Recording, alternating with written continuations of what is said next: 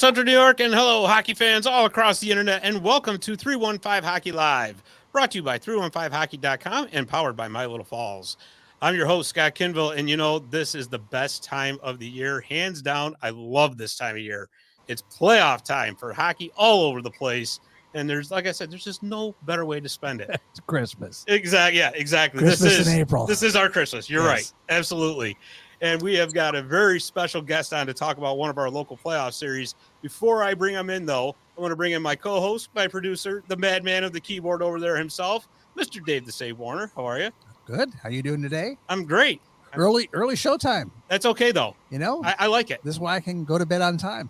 Well, yeah, but that for you is being in bed by, 7 o'clock? Yeah, that's it. You got it. So I knew when we said we were going at 3, you were so thrilled. You were so happy. So happy about that, yeah. Did the flowers get there? Yeah, right? Yeah, sure. Something like that. Oh, geez. All right. Without further ado, I want to bring our guest in.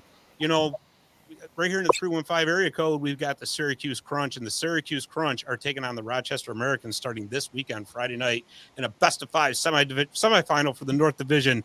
And from the Crunch, we have got forward Daniel Walcott. Daniel, thanks for coming on the show. Thanks for having me, guys. It's an honor. All right. So how's it going? Doing well. Just getting ready, the final preparations for the series this weekend, and we're all pretty excited. So I'm excited. Absolutely.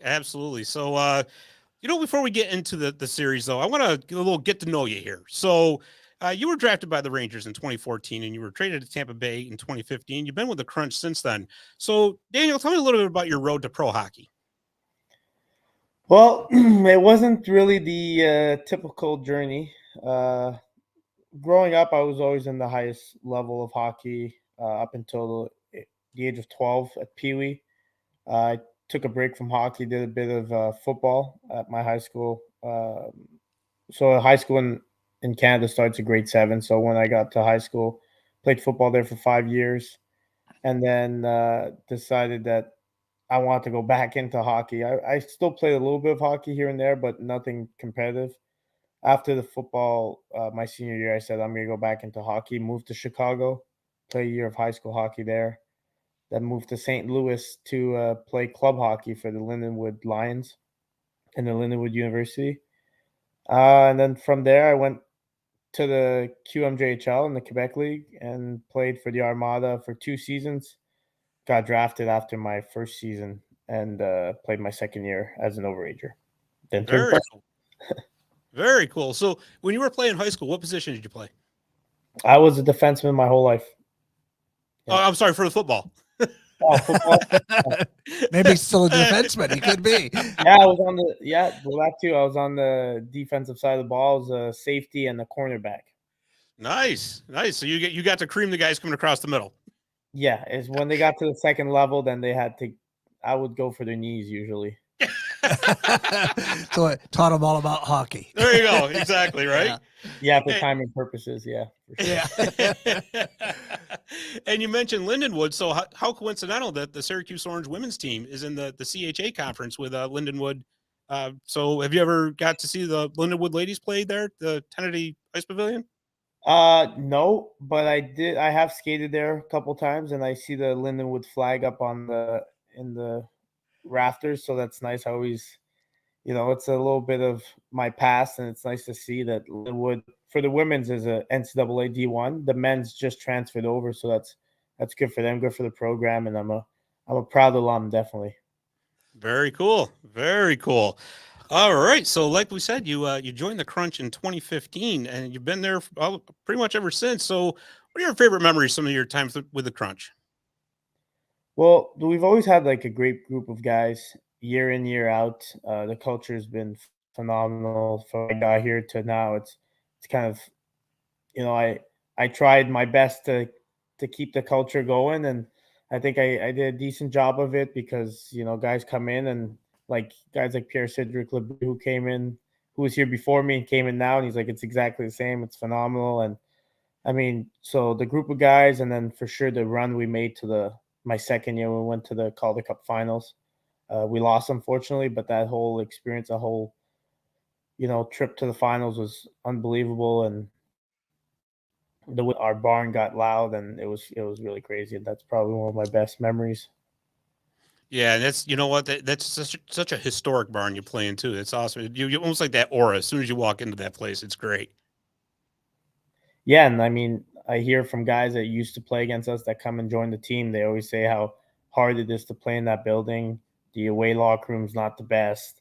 The fans are walking through basically your locker room between periods, and they're in your face and they're really loud. So we're definitely fortunate to be in a building like that has so much history and that's so terrifying for other players. Yeah, exactly, right? I actually played in a charity game there once. Oh, really? Yeah, and I from didn't know the that. locker room that we were in, you had to walk up the stairs, which was a new experience for me with skates on. I'd never done that before. Yeah. I was like, "Oh, this is cool." Yeah. And then I was just hoping I didn't fall down and look like a complete clown in front of my teammates. That's great. But you mentioned that the culture of the team, because I'll tell you, Syracuse year in and year out just seems to be one of those teams that just never quits. Yeah, absolutely. I mean, from the moment our coach Ben came in, he wasn't here my first year, but we had some sort of a culture. And then when he came in, he brought in his own, and it's a no bullshit, work hard and be rewarded for it kind of mentality. And I mean, it's stuck along, and guys, it's hard for guys for different organizations where it's a lot different. But once guys settle in and buy into that mentality and that culture, then everyone's pushing in the right direction. We always find ourselves in playoff positions, and ever since, yeah, we've been a playoff team every year since he's been here. Yeah, absolutely, absolutely. Because I mean, there's it's funny because obviously, just like players, coaches have different styles, and you sometimes you hear about the players coach and he lets them do whatever they want, and then there's coaches that are a little bit more what they call like maybe like a taskmaster or something like that. But it's funny, you talk to players who have those kind of coaches, and they say, yeah, at first it's really tough to get used to, but at the end they respect them so much because it really just forms a winning culture and a winning identity for the team. Yeah, exactly. And as long as the coaching style doesn't waver from player to player, from day to day, and it's the same message to everyone, that's usually what brings success, especially for our team. It's everyone's held under the same microscope, and everyone's pushed in the same direction, and that's what's important. And like I said, as long as everyone's buying in, and it's up to older guys like me and our captain and guys that have been around to really show the way and show them that this hard work will definitely pay off and we'll be a successful team. For sure, for sure. So certainly one of your career highlights is you made your NHL debut in May of 2021. You were called up to the Tampa Bay Lightning to play a game against the Florida Panthers. Sorry about that. I had to turn that off. So So what are you doing there? yeah, right. Diving for the floor. So anyways, you were called up to play a game against the Florida Panthers. Take us through that, because I've always been kind of curious as to how a player finds out that they're going to go up to the NHL. Well, for me, it was a little particular because I had already been there for about a month. I was up that year. There was a taxi squad Mm-hmm. that would follow the team because of COVID. So it was a 5 or 6 players that would just follow the team. They weren't realistically called up. They were still kind of on the bubble, like between the American League and the NHL, but they would follow the NHL team around. So I had been on that taxi squad for about a month, and then the last game of the year, there was a couple injuries, couple suspensions, and we actually played Florida like back-to-back games with the day off in the middle. And Coach Cooper called me on the day off and said, "I hope you weren't at the pool bar all day because you're making your NHL debut tomorrow." And I was kind of like, "Yeah, no, I was." Thank God. Like, usually the other trips, we would be out by the sun, in the sun, by the pool, hanging out. But yeah, no, I had a feeling that with all the numbers that were down, that I maybe would get a chance. But when he called me and said that, I was ecstatic. And he also he asked me if I wouldn't mind playing with Joseph and Smitty, which are two guys that I played with in Syracuse, and they're good friends of mine. So I was excited about that as well. Yeah, that's really cool. And I'll tell you, that's got to make it so, I don't want to say easier, but more comfortable when you're on a line with guys that you've already played with and know when you're going into to play in the best league in the world in the NHL. Yeah, I mean, I've been around, like you said, for since 2015, so I've gotten to see most of the guys that have come through Syracuse that have ended up in Tampa. So anytime I go up there for training camp, whether it be training camp or during the season, most of the guys I've played with or I know somewhat. But yeah, in this situation, it was definitely nice to have guys that I had played a couple of years with and that I knew very well. And like you said, it makes it a lot easier than going with guys that you've seen play on TV, but you're not really sure how they Right. react. There, it's good to have a good chemistry with guys. So yeah, it was an exciting moment and a great day for me. Yeah, and you mentioned the taxi squad, and we that's like a rear view mirror kind of thing now. But that was a really huge adjustment, obviously for everybody and everything throughout the world during the COVID times and all that. But how big of an adjustment is that to go from playing pretty much every day in Syracuse to you go to the taxi squad and you're I'm assuming you're practicing just the same as with the Lightning and all that, but maybe it's a different routine because you're not playing in every game. Yeah, there's a lot more workouts, during a season. Uh, like this year, we'll work out maybe once a week, depending on our schedule. Some weeks we don't work out because we'll play, 4 games in the week. Same thing in the NHL. They have a lot of games. They have 10 more than us, so they got to fit so many games in a tight schedule. So guys don't work out that much. But on the taxi squad, you're working out every day, on the ice every day, just as much as the other guys. But you're not playing in games. So that's just something you kind of gotta adjust to. You're used to a lifestyle where you work in the morning and then play at night. On the taxi squad, you work a lot in the morning and the afternoon, and then at night you're more of a spectator, and you want to be out there playing, obviously. But you can, but you gotta stay ready for when the time comes. Yeah, absolutely, absolutely. But it's still got to be a great experience overall. So I mean, that's really cool. Let's go to this season. So, like I said, the Crunch, you hung around throughout the season, and then in the last part of the season, you kind of turned it on, and you found yourself in second place at the end of the season. Which good on you guys because, like I said, that's a really good place to be because you're going to have home ice advantage for the first round. So, tell me, what are some of the strengths of this Syracuse Crunch team? Well, we're a team that really works hard and we don't give up. We're in your face on the forecheck. We create a lot of our chances on the forecheck. I think we went through our stats today. We're one of the better teams in the league at creating chances off the forecheck because we're relentless, and we use our speed. And like I was mentioning earlier, we work hard and we're never going to take a second to that. It's always going to be work hard first and be successful through hard work. So I think for us, if we stick to our game plan and we play the way we know we can and play well defensively, we should be pretty good for the series. Yeah, absolutely. And you mentioned the defense. I mean, your defense core has been really impressive this year as well. When Darren Radish went up to Tampa Bay, Trevor Carrick stepped right in and replaced that. Well, pretty much replaced that production. Sean Day's been steady Eddie back there for a couple of years for you guys now. Declan Carlisle, he's second or third in plus minus for the league. So I would definitely say the defense core has been quite a strength for you guys as well. Yeah, that's always a key factor, especially the way we play. We try to limit the chances against, and that usually comes with good defensive play and defensemen that are willing to get in other players' faces, make it hard on them, and eliminate their time and space. And like you said, we had a lot of young guys come in and do a great job. Darren had an unbelievable season, and he was rewarded for it. Now he's playing in the NHL in the playoffs.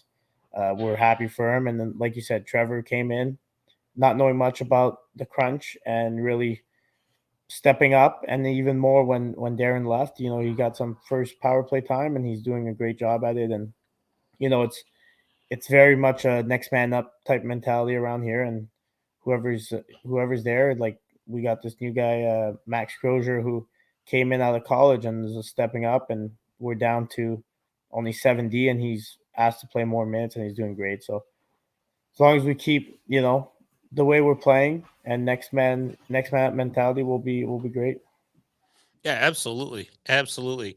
And I'll tell you, the Tampa Bay Lightning are just a strong organization throughout, and that's really got to be a big help for not only the Crunch, but going all the way down into the ECHL with the Orlando Solar Bears.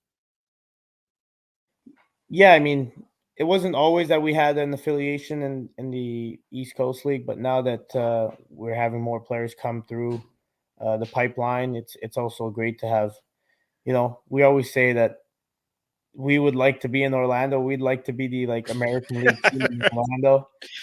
But at the same time, being in Syracuse is great, and it's a grind, and guys get called up, and no one wants to go from Orlando to Syracuse in terms of cities. But for those guys, they're working to get back to Syracuse, which is pretty funny. But they at least when they're down there, they have it pretty good. But then they're also working their way to try to get back to us, and it's great when they come up and they do well.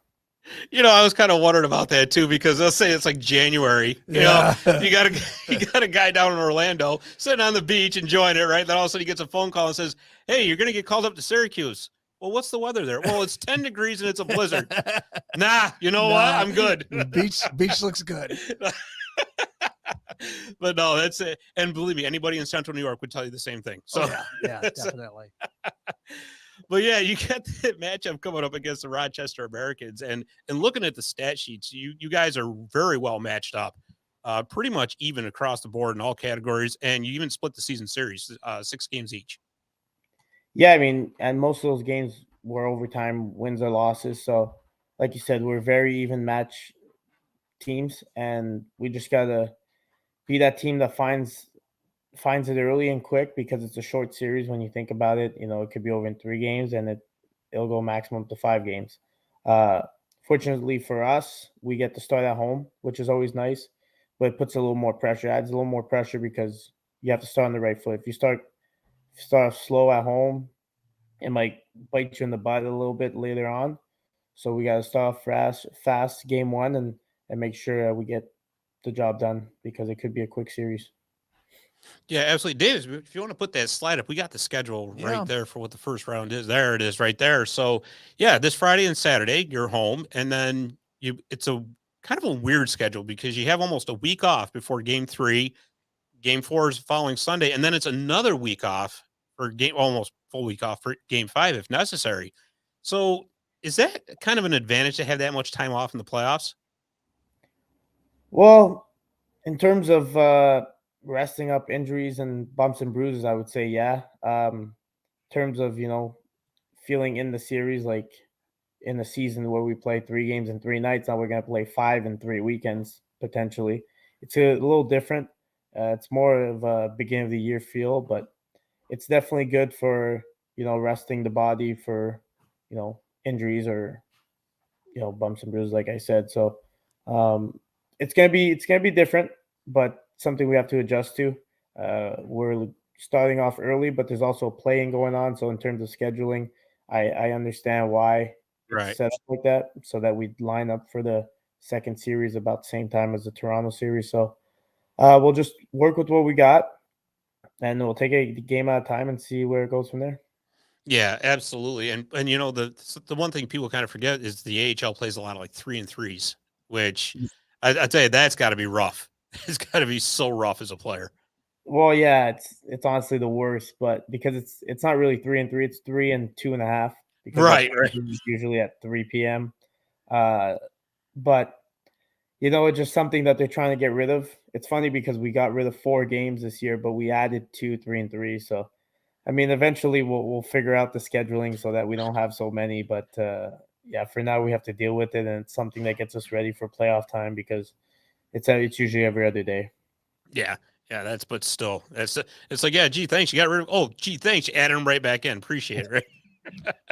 But yeah, I mean, Syracuse right there in the middle between Rochester and Utica, your 2 biggest rivals. You're almost like right smack dab in the middle of it all.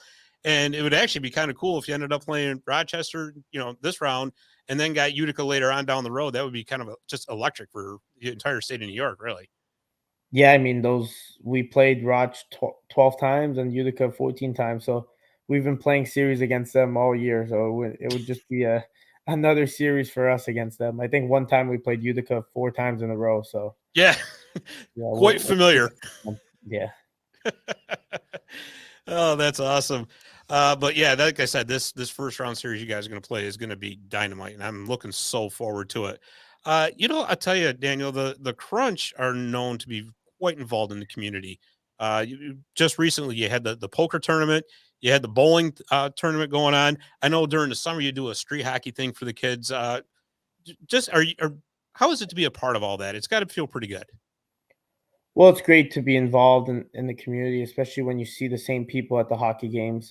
We do a thing where after the game, we allow the fans to line up along the wall right by our locker room, and guys will go out and sign their autographs for them wherever they want.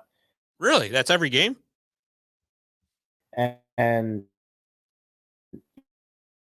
those same, yeah, whether it be just at the grocery store or whatever. But then when we go and do those, street hockey and hospital visits, and it just, you get to see those people and their, where they're from and what they do and in their environment, and it's a little different perspective. And you go into their workspace and you see that they have a bunch of crunch stuff that you've signed, and you're like, wow, that really means a lot to them. And it's great for us, to see, who our fans are, and give back. Yeah, for sure. I mean, that's got to feel so good. Just, just the look, especially with the kids, just the look on their faces, just that they're so happy to see you guys and be a part of you guys. And you're involved in a couple of things too. You got the Big Brothers program, correct? Yeah, I've been in the Big Brother, Big Sister program now for, I want to say 5 years.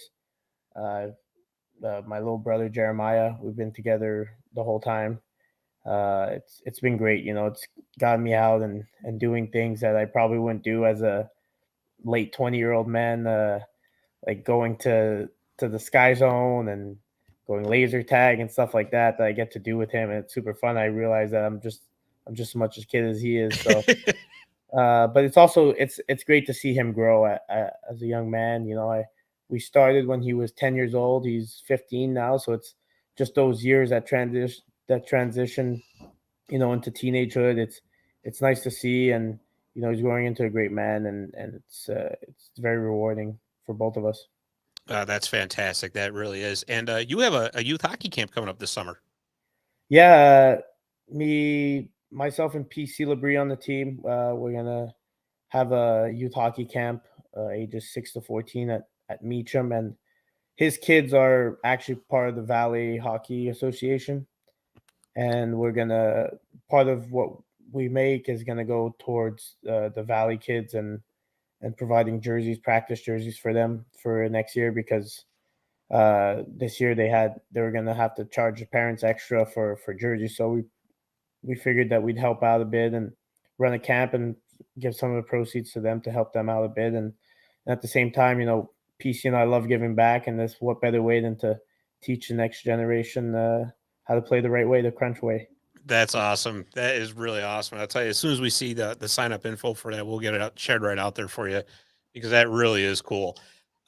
Just real quick before I let you go, just some rapid fire questions for you. Something a little fun I like to do. On the Syracuse Crunch, who's the best dresser? Jack Finley. Who would most likely become a WWE wrestler? PC Labrie. And last but not least, who would most likely end up on MTV? Jamel Smith / Gage Gonsalves. Perfect. That's awesome. That is awesome. Well, Daniel, thank you for taking the time to come on and talk to us. We really appreciate it. And best of luck in the Calder Cup playoffs to you guys. It's going to be very exciting, and we're looking very forward to watching it. Thank you. Appreciate it. All right. Thanks very much. Appreciate it. Have a great day. All right. That was Daniel Walcott from the Syracuse Crunch. That was pretty cool, I got to tell you. So, Dave, what we're going to do is we're going to take a commercial break. And when we come back, we're going to break down that Syracuse-Rochester series. And we got a big announcement coming out of Colgate. We'll have that for you when we come right back. Visit My Little Falls and stay connected with the latest news, information, and events in the city and the area. Our mission is to generate interest in the community and connect residents in a more meaningful way by facilitating deeper conversations about how these stories will shape the future of the Mohawk Valley. Join thousands of weekly visitors who stay up to date with feature stories, interviews, videos, our event calendar, and print publication, the Mohawk Valley Express. It's about timely local news for the community, keeping citizens informed about important issues, telling about the people who live and work here, and giving locally owned businesses the opportunity to reach a very targeted audience of locals and tourists alike. It's a whole new form of media-rich content developed specifically for today's mobile lifestyle and listeners. You can download our iOS app in the iTunes Store, listen to our country music streaming radio station, or sign up for our weekly newsletter. Stop by today at mylittlepalls.com. You'll be glad you did.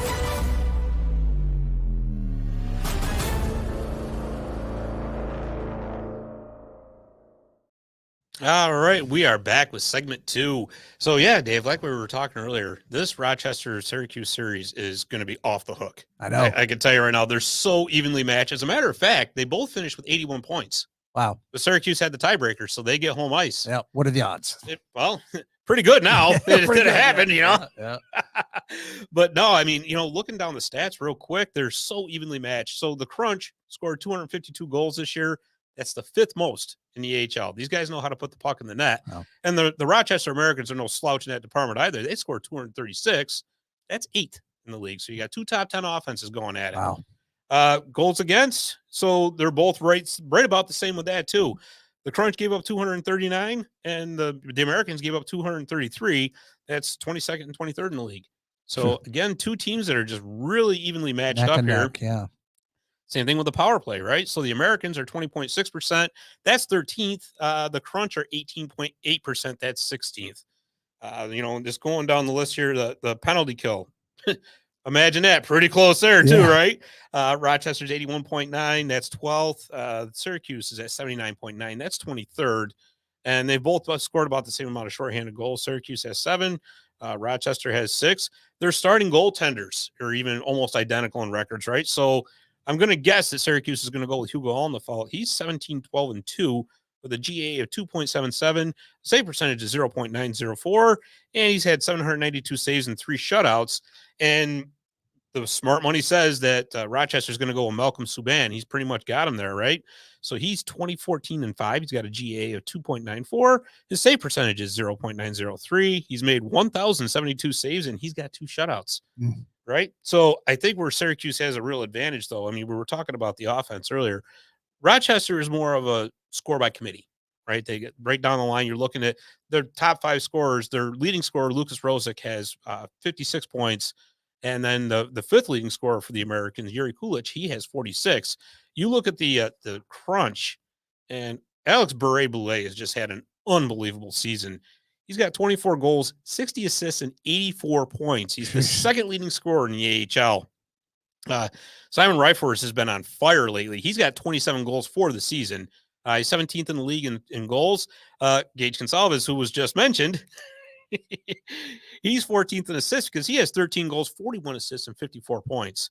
I mentioned the decor when we were talking to Daniel. That they're no slouch either. So, again, this is going to be a really, really fun series to watch. So what's the differentiator between the 2 teams then? Is there any one thing that stands out on one versus the other that could give them the edge? I think if it comes down to it and you need that late goal, that's where Syracuse has the advantage. Right. I just think they have a little bit too much firepower. Yeah. Insofar as that goes. And again, that's not to take away from Rochester. They've had a really good season themselves. I wasn't trying to make you pick a winner. No. I was just saying, I mean, they both closed the season strong, right? So let's see. Syracuse was 5-2-2-1 in their last 10. Rochester 6-2-2-0. So again, it's uncanny how evenly matched these teams are. Yeah. As a matter of fact, the last 2 games they played against each other was April 5th and April 7th, right? April 5th was at Rochester. Syracuse won 3-2 in overtime. April 7th was at Syracuse. Rochester won 3-2 in overtime. Yeah, that's crazy. It's just it's like a mirror, like 2 mirrors against each other. It's can't predict that. No, not at all. Beginning of the season, not at all. And what did we think about them at the beginning? What were we thinking? Who's that? Rochester and Syracuse. How are we thinking they were going to play? Did we know they were going to be at this point? This is not surprising. Okay. Not surprising at all. Both are just solid teams. Yeah. They really are. And, in that AHL North division, it's always a dogfight anyway. It really is. And, I'll tell you, either team's got a chance. I mean, I think this is obviously it's a very tough series for both of these teams. So on the flip side, on the other side of that division, we talked about the Comets on Monday night. Right. So they start their best of 3 tonight against Laval. The winner of that series goes on to play Toronto, who ran away with the North Division, really, right? They got them so early. But I think, honestly, that's a big disadvantage for Toronto. You think they peaked too early? I'll tell you exactly that. Because if you notice, that's kind of what happened to the Utica Comets last year. Yeah. right? They had so much success so early. Yeah. They got into first place. They locked everything You up, want me and to then it show was the little banner? and then it was and then it was kind of like right into cruise control. Yeah. And once you go into cruise control and you're heading into the playoffs, it's hard to flip that switch. Right. So, and I think with Syracuse, with Rochester, even Utica, battling each other all the way to the end of the season as they did, those teams were in playoff mode. Yeah. They were in playoff mode for the past month. Whereas Toronto was kind of, bobbing along, and now not bobbing along. They were in cruise control. Let's just be honest. Yeah. Let's be honest, right? And they're not getting any help from the parent club because the Toronto Maple Leafs are in the playoffs, so they're not sending anybody down. Yep. So it's going to be interesting. I will say that this is going to be a very exciting playoff run. Good. If you want tickets for that Syracuse Crunch game on Friday or Saturday night, they are available. Just go to SyracuseCrunch.com. And they can get you right through. And the phone number is on that website. I can't remember what the phone number is off the top of my head. But Yeah. I can barely remember my own phone numbers off the top of my head. I like the fact that they all stood there and gave autographs, after That's the game awesome. had come out. And That's really awesome. that's a good culture. It is. And I'll tell you, they get it, right? Yeah. They get it. They want to be right there. Well, it's your fans. Yeah, exactly. And good for them. That's awesome. And, he mentioned, visiting kids in the hospital and all that. And what's nice about that is that's not stuff that you see, being plastered all over. They just do it. Yeah.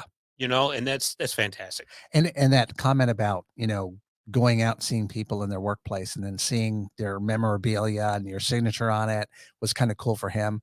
I will let you know that it's the same on the other side, that if right, you see them and they move up, say into the NHL, sure, and you look over on your desk and you get that puck that they signed, right, you got something, that's a cool feeling. Right. Exactly. Yeah. Absolutely. No.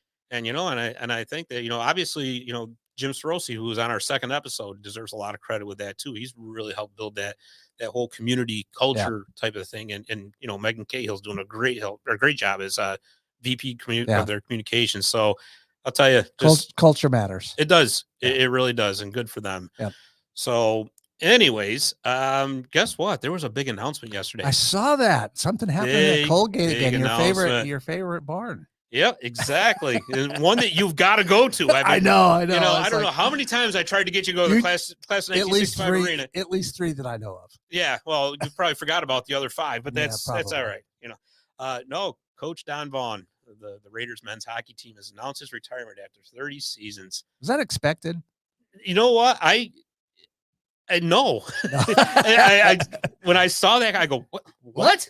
I know. I did the same thing. Like, but I tell you, well deserved. Gonna miss him. I mean, you want to talk about just a class guy, just unbelievable coach, unbelievable, just human being, great guy.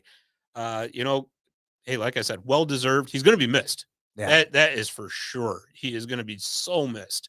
Anybody in the wings or no? Haven't said anything yet. University has said that the search is now on for a new coach, of course. But no, like I said, just it's a big loss for Colgate, to see. But again, 30 seasons and everything that he's accomplished there. I mean, he was a big part of getting that class of 1965 arena built. And he's done so much for that school that, nothing but the best for him. Yeah. And you know what? It was great to see him go out finally getting that ECAC championship. You think that's what did it for him? I don't know. Or was it the big 3-0? I don't know. I mean, that's, obviously something that he would have to answer. I'm not even going to begin to speculate on that. But hey, listen, he watched what happened to Brady and he said, I'm going out on a high note. Yeah. Sorry, I had to bring that in. Yeah.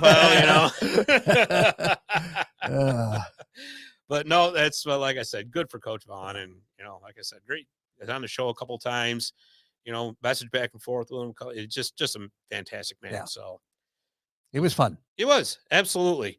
Well, like I said, we got a lot of playoff hockey coming, Dave. Yeah. Like I said, the Comets start tonight at 7. They're at Laval. Yeah. At Place Belle. You just I love saying that. Yeah, I know you do. Yeah, I guess they're sold out. They're going to have close to 11,000 people there tonight. Man, it's going to be a wild. Gonna be rocking in the suburbs of Montreal. That's for sure. Yeah. So, but yeah, and incidentally, the Comets and the Crunch are both playing at home on Friday and Saturday night this weekend. So there is no excuse to not go to a hockey game this weekend. Well, unless you have my life. Well, all right, never mind. Let me retract that. Yeah. I can tell you the things I got going on. Yeah, that's all right. Yeah. That's a whole nother show. That's a whole nother show. Earth Day Saturday. Well, hey, well, there you go. Right? Yeah. There you go. Yeah. So I'm Clean sure. up your neighborhood. Come on, get out there. Well, I'll make sure I get your rake. Yeah. Anyways. All right. Well, that's all the time we got here for 315 Hockey Live. Once again, I want to thank Daniel Walcott from the Syracuse Crunch for coming on. And again, like I said, pay attention because hockey season or hockey playoff season is here and it's a blast. So for Dave the Save Warner, I'm Scott Kinville. Thanks for watching and listening, and we will see you next week on 315 Hockey Live.